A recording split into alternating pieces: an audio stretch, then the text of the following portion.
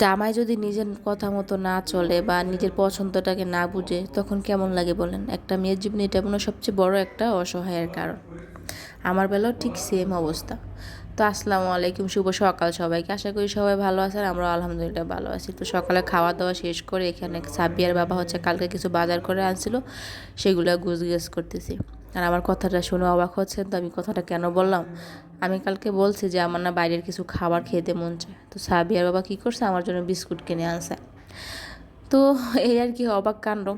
আমি তো দেখে খুব অবাক হয়ে গেছি যখন দেখছি উনি বাজার করে আসছে। আমি এতটা কৌতূহল নিয়ে ওনার কাছে গেছি, কিন্তু ঠিক যখন বাজারটা খুলছি মেজাজটা এত গরম হয়েছে যা বলার বাইরে।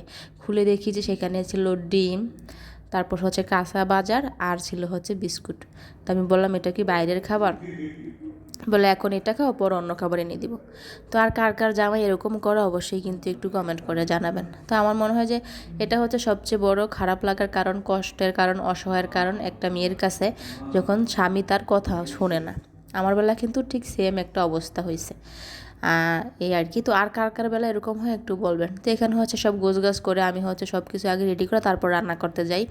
তো এখানে কাটাকাটি করে নিচ্ছি, আর র্যাকের মধ্যে দেখলাম একটু ময়লা পড়ে গেছে। এখন আপাতত যেহেতু কাঁচা বাজারগুলো আমি র্যাকে রাখি, তো সব কিছু একটু গোছগাছ করে নিচ্ছি। আর সাবিয়া অবশ্যই আমার পাশে আছে। আর ওই দিন হচ্ছে আমার জন্য সাবিয়ার বাবা একটা চালতা নিয়ে আসছিল, ওইটা এখনও রয়ে গেছে, মানে দুইটা নিয়ে আসছে, একটা খাওয়া হয়েছে আর একটা হচ্ছে রেখে দিছে।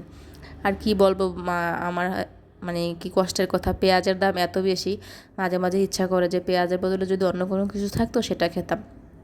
তো যাই হোক, এখানে যেহেতু আমরা কি বলে আমাদের খেয়ে বেঁচে থাকতে হবে, তখন কি করব, দুইটার জায়গায় হচ্ছে একটা করে দিই পেঁয়াজ। তো আমাদের আর কার কার আমাদের মতো এরকম অসহায়ের কাণ্ড আমাকে একটু জানাবেন। তো এখানে হচ্ছে মাছ রান্না করার জন্য আমি মাছ নামাই নিতেছি। আজকে হচ্ছে পাঙ্গাস মাছ রান্না করব। আর হচ্ছে গতকালকে নিরামিষ রান্না করছিলাম, সেগুলো রয়ে গেছে। সাবিয়ার বাবা ছাড়া খায় না, আমার নিরামিষ তেমন বেশি একটা খেতে ভালো লাগে না। তো সেগুলো একটু জাল দিয়ে রাখছি, সাবিয়ার বাবা আবার খাবে, বলছে যে খুবই মজা হয়েছে। তো সেজন্য আর ফালাইলাম না। আর খাবার ফালাইতে কি বলবো, বর্তমানে সব কিছুর এত দাম, ফালাইলে খুবই খারাপ লাগে। আর একটা জিনিস আসলে, তিনজন মানুষ কিছু একটা রান্না করলে দেখা যায় যে থেকে যায়, প্রতিদিনের খাবার কিছু না কিছু থেকে যায়। তো এগুলো কি ফালাইতে ভালো লাগে বলেন? তো যেখানে হচ্ছে কাজ করতে হয়, তার পাশাপাশি হচ্ছে যে সাবিয়াকে একটু সময় দিতে হয়। তো তার জন্য গাড়িটা কিনছি, সে শুধু গাড়িটা রেখে দেয়, একটুও খেলে না। তো মাঝে মাঝে আমি একটু ওকে গাড়িটা দিয়ে জ্বালাই, মানে ও হচ্ছে ব্যাটারিটা দিয়ে যখন গাড়িটা চলে তখন ও বসে থাকতে ভয় পায়, সেজন্য আমি ওকে একটু পিছন দিয়ে ধাক্কা দিই, ও একটু দুষ্টামি করে। সেখানে সাবিয়ার কাপড় চোপড় ছিল রাতে, মানে যেগুলো ময়লা করে সেগুলো হচ্ছে সকাল আগে ওয়াশ করে দিই, কেননা ওয়াশ করে দিলে হচ্ছে তাড়াতাড়ি এগুলো শুকাবে সেজন্য। তো আসলে সব কাজে একসাথে করা লাগে, কি আর করার। আর যখন স্বামী এরকম এত কাজ করার পরও স্বামীর মন যখন না পাওয়া যায় তখন কেমন যে লাগে সেটার কথা আর কি বলবো। তো যাই হোক, সেই দুঃখের কথায় আর না যাই।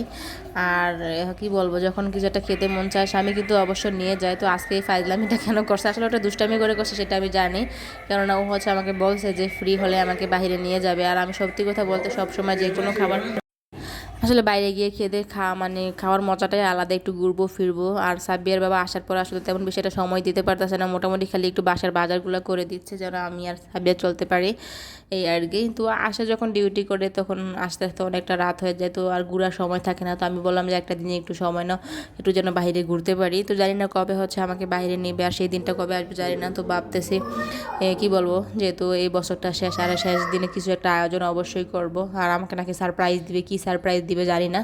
তো যাই হোক, মাঝে মাঝে যখন ছোটো ছোটো এই ধরনের স্বপ্নগুলো পূরণ হয় সত্যিই ভালো লাগে। আর স্বামী যখন এই ধরনের কথা বলে সত্যি খুব অবাক লাগে। আর কি বলে, সবসময় ভাবি যে আসলে এতটা সুখী আমার কপালে ছিল কি না আদৌ। তো যাই হোক, কি বলবো, আজকে রান্নাবান্নাটা এখানে শেষ করে নিতেছিলাম। আর রান্না করছি হচ্ছে পাঙ্গাস মাছ, একটু নিরামিষ রান্না করছি, সাবিহার জন্য একটু শাক রান্না করছি, আর সাথে ভাজি ছিল। আর এগুলো হচ্ছে দেখানো হয়নি আসলে সময়ের জন্য, সাবিয়াকে নিয়ে ওভাবে মানে পেরে উঠি না। তো এখানে খাওয়া দাওয়া শেষ করে সাবিয়াকে নিয়ে একটু দুষ্টামি করতে বসেছিলাম, মামে মিলে কি আর করব।